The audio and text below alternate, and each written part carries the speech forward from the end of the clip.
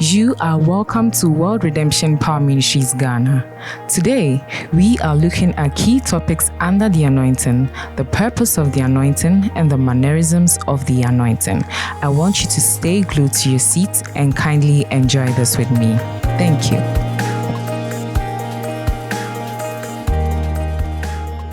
So you are welcome to World Redemption Power Ministries. Thank you so much for joining us. I believe you are ready for this session.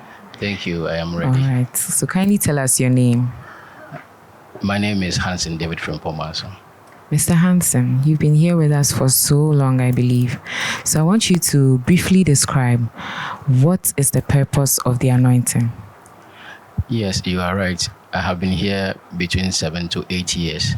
And what I have observed to be the purpose of the anointing in this house, World Redemption Power Ministries, is an anointing, a prophetic anointing, and then an anointing which creates a family church. Thank you for sharing your ideas to us. So can you describe to us the mannerisms of the anointing in World Redemption Power Ministries? Yes, so I try to break it into two, the prophetic anointing and then an anointing which creates a family church, an environment where people worship freely. So first of all, the prophetic anointing is the mannerism operates in a way which it is full of joy, peaceful atmosphere, sometimes come with rebuke and discipline. And like we always say, prophet operate in a different realm, and it is a rebuke and then the other way around, which is joy. They go straight to the point. Yeah. All right. So can you share with us, how does the anointing work at World Redemption Power Ministries here? Yes, so here the anointing works in a supernatural way. It is an anointing which finds people, it locates people, the lost, new people, people who have problems. And the man of God with his gift, being a prophetic gift, is able to locate the problem, dissect the problem, give people direction, what to do to be able to solve their problems. And I have seen people come here like myself, and we are transformed through the anointing. So that is how it works. Wow. Yeah. Wow. Thank you. Thank you very much. So we always see Papa under the anointing, ministering very powerfully under the anointing to us. And as members here, we see the movements, we see the actions. Can you briefly explain how the Spirit of God expects us to behave in his temple here? So Papa, for me, is a pastor, he's a teacher, he's a prophet, he's everything. But when he mounts the pulpit to preach, the anointing is different. When he's in the spirit to prophesy, it is different.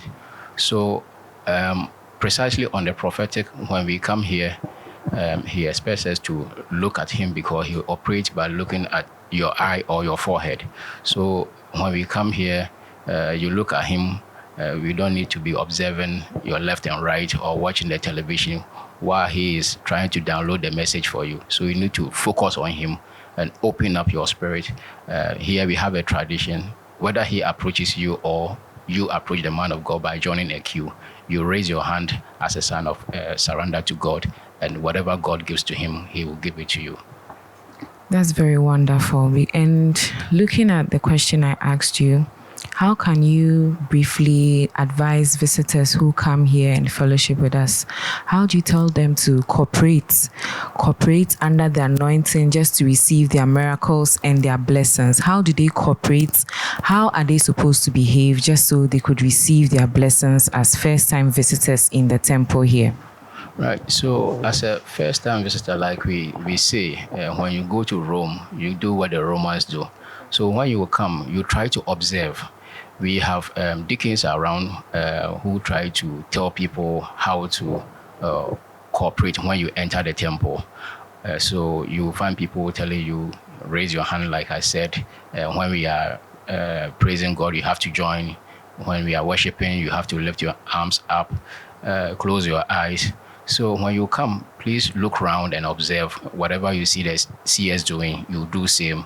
And when you do that, you'll be located by the man of God. You will find the environment to be normal. You can freely be around here. and be with it. Sometimes it will come with rebuke because you are not following what the Spirit is saying. And of course, like we were saying, the men of God, the prophet, they go straight to the point, and it comes with rebuke or correction, and he puts you online. What the Spirit is saying, he tells you to do same, and then we can flow from there.